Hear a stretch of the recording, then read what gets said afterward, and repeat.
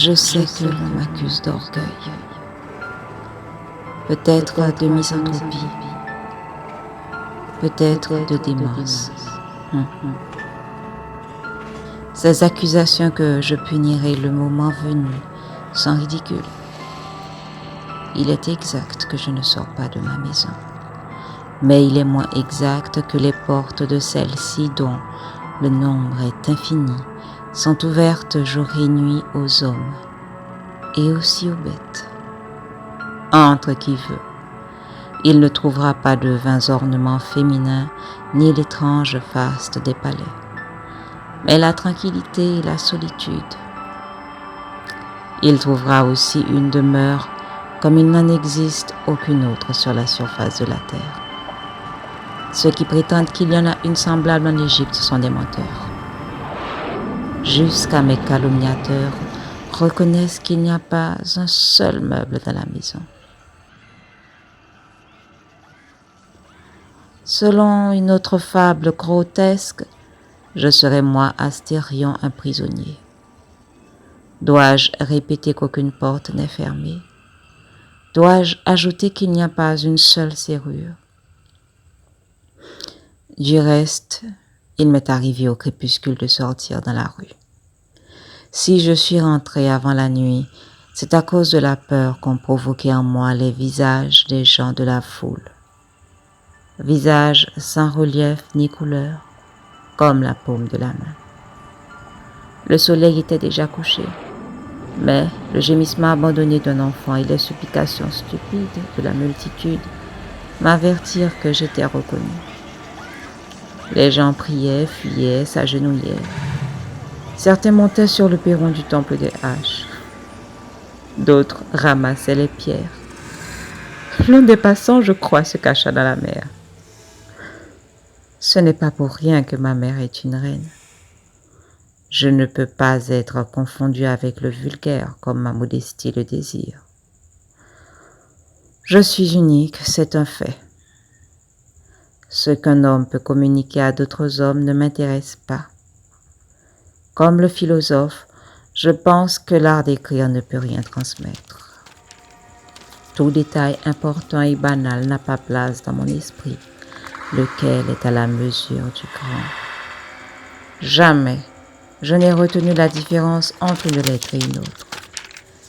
Je ne sais quelle généreuse impatience m'a interdit d'apprendre à lire. Quelquefois je le regrette car les nuits et les jours sont longs, mais il est clair que je ne manque pas de distraction. Semblable au mouton qui fonce, je me précipite dans les galeries de pierre jusqu'à tomber sur le sol pris de vertige. Je me cache dans l'ombre d'une citerne ou au détour d'un couloir et j'imagine qu'on me poursuit.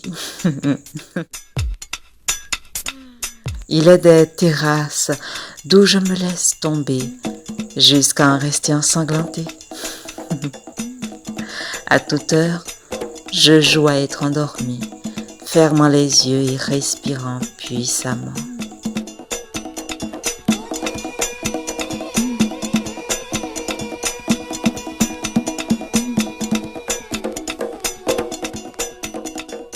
Quelquefois, j'ai dormi réellement.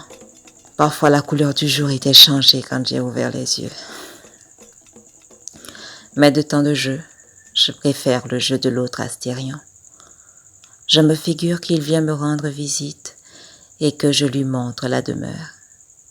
Avec de grandes marques de politesse, je lui dis « Maintenant, nous débouchons dans une autre cour. » Ou « Je te disais bien que cette conduite d'eau te plairait. » Ou « Maintenant, tu vas voir une citerne que le sable a remplie. » Ou « Tu vas voir comme bifurque la cave. » Oh! Quelquefois je me trompe et nous rions tous deux de bon cœur. Je ne me suis pas contentée d'inventer ce jeu. Je méditais sur ma demeure. Toutes les parties de celle-ci sont répétées plusieurs fois.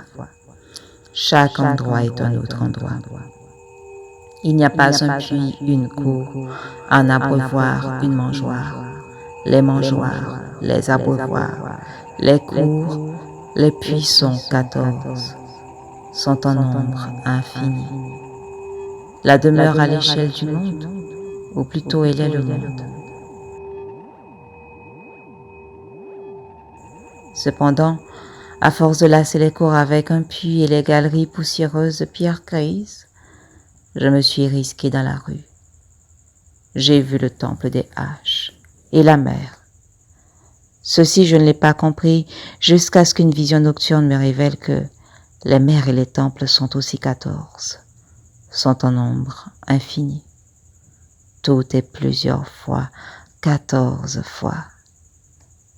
Mais il y a 2 choses au monde qui paraissent n'exister qu'une seule fois.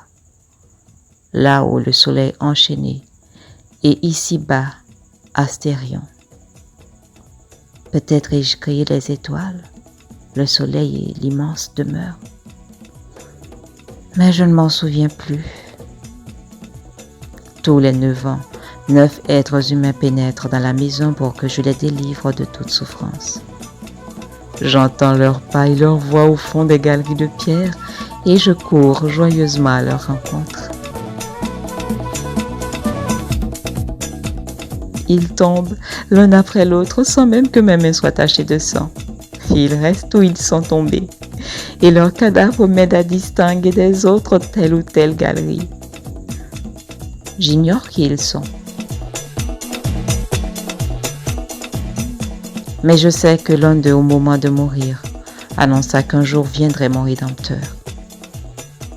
Depuis lors, la solitude ne me fait plus souffrir, parce que je sais que mon Rédempteur existe et qu'à la fin il se lèvera sur la poussière.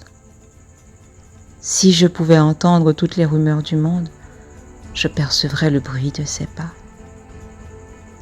Pourvu qu'il me conduise dans un lieu où il y aura moins de galeries, moins de portes. Comment sera mon Rédempteur? Je me le demande.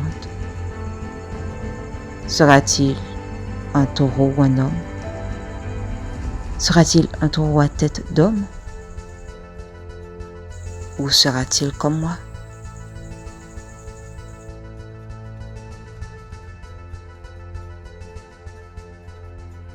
Le soleil du matin resplendissait sur l'épée de bronze, où il n'y avait déjà plus trace de sang. « Le croirais-tu, Ariane ?» dit Thésée. « Le Minotaure s'est à peine défendu.